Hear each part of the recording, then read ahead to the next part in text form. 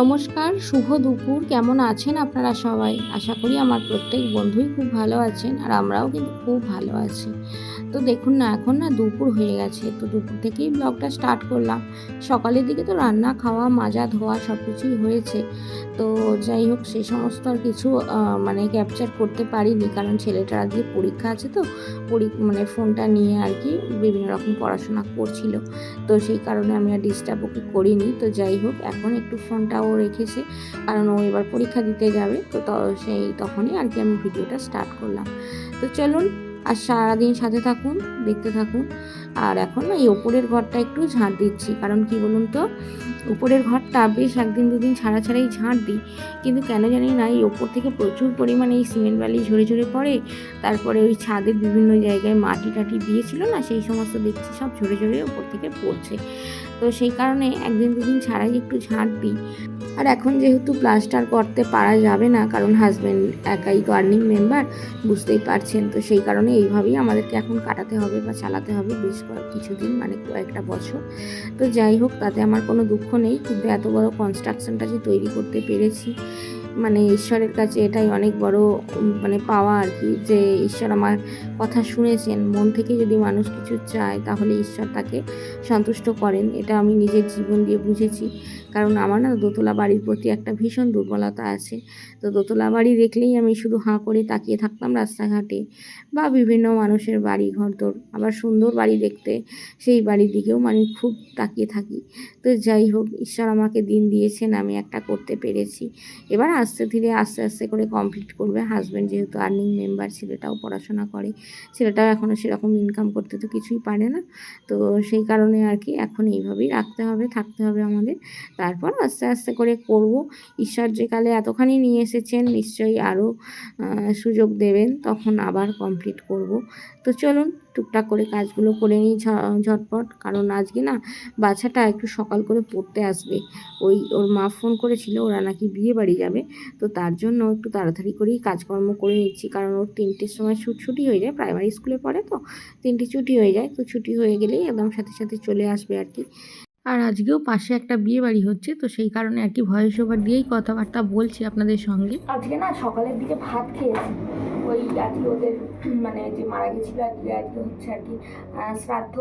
তো সেই কারণে ভাত খেয়ে নিয়েছি। তো আর ভাত খেয়ে যেন শরীরটা অলসতা ধরছে, মানে উপরে কাজ করতে এসেও ঘুম ঘুম পেয়ে যাচ্ছে আর কি।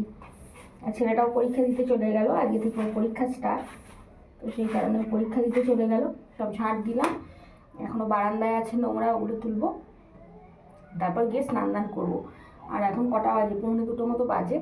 তো এই টুকটুক করে কাজকর্ম করছি। আর ভাত খেলে না, সকালের দিকে ভাত খাই না, আর আজকে যেহেতু সকালের দিকে ভাত খেয়েছি, কাজকর্ম আর করতে একেবারেই এনার্জি লাগছে না। কি আর করা যাবে, ঘরটাও নোংরা হয়েছিল, একটু না পরিষ্কার করলেও নয়। ওইটাও বারান্দাতেও ধুলো আছে, এগুলোও তুলে নিই, দিয়ে তারপর স্নান দান করবো। আমাদের জ্ঞাতিতে যেহেতু একজন মারা গিয়েছিল, তার আজকে হচ্ছে শ্রাদ্ধের কাজ। তো সেই কারণে 12টার মধ্যে ভাত খেয়ে নিতে হয়, পিণ্ডদান হয় তো, পিণ্ডদানের সময় ভাত খেতে নেই। তো যাই হোক, সেই কারণে 12টার মধ্যে ভাত খেয়ে নিয়েছি আমরা। তো ছেলেও খেয়ে নিয়েছে, আমিও খেয়ে নিয়েছি, শাশুড়িরও খাওয়া হয়ে গেছে। আর বর তো আগেই খাওয়া দাওয়া করে সকালে ডিউটি চলে গেছে। তো যাই হোক, সবাই খাওয়া দাওয়া হয়ে গেছে, এবার টুকটাক করে কাজকর্মগুলো আমি সারছি। আর ওদিকে শাশুড়ির স্নান হয়ে গেছে, ছেলেরও আমার স্নান হয়ে গেছে, শুধুমাত্র আমি এই সমস্ত কাজগুলো করছি। আর এই উপরের ঘরটা না মাঝে মধ্যে একটু পরিষ্কার পরিচ্ছন্ন করি। সারাদিনের মধ্যে এখানেই আমি থাকি বেশি আর কি, আমার এইখানটা খুব ভালো লাগে, খুব শান্তির জায়গা। আমাদের যখন একতলা বাড়ি ছিল, তো ওই দোতলায় একটা ছোট্ট ছিল কাঠার ঘরের সঙ্গে ঘর ছিল আর কি, ছোট্ট মতো। তো সেই ঘরটাতেই আমি সারাদিন থাকতাম, কারণ আমার না ওই লোকালয় থেকে একটু দূরে থাকতেই বেশি পছন্দ হয়, এই হচ্ছে ঘটনা আর কি। তো যাই হোক, এখন দেখুন না, এই যে কপি শুকনো রোদ্দুরে দিয়েছিলাম, মানে ওই ডিশের মধ্যে কপিগুলো দিয়েছি, কিন্তু আজকে না রোদ্দুর একেবারেই নেই। তো সেই কারণে কপিগুলো তো শুকাবেই না, আর এখনও 2-3 দিন হয়তো দিতে হবে। তো চলুন, এবার স্নান দান করার পালা। আবার বাচ্চাটা সকাল করে একটু পড়তে আসবে, ওকে পড়ানোর ব্যাপার আছে আজকে আবার তাড়াতাড়ি করে। ডিঙ্কার আজকে সন্ধ্যাবেলা কোথাও একটা বিয়ে বাড়ি যাবে, তো সেই কারণে আর কি ওর মা সকালের দিকে ফোন করেই আমাকে বলেছিল যে কাকিমার ছেলেটাকে একটু সকাল করে পড়িয়ে দেবেন, তাহলে আমরা বিয়ে বাড়িটা একটু তাড়াতাড়ি করে যেতে পারবো, আবার তো ফিরে আসবো।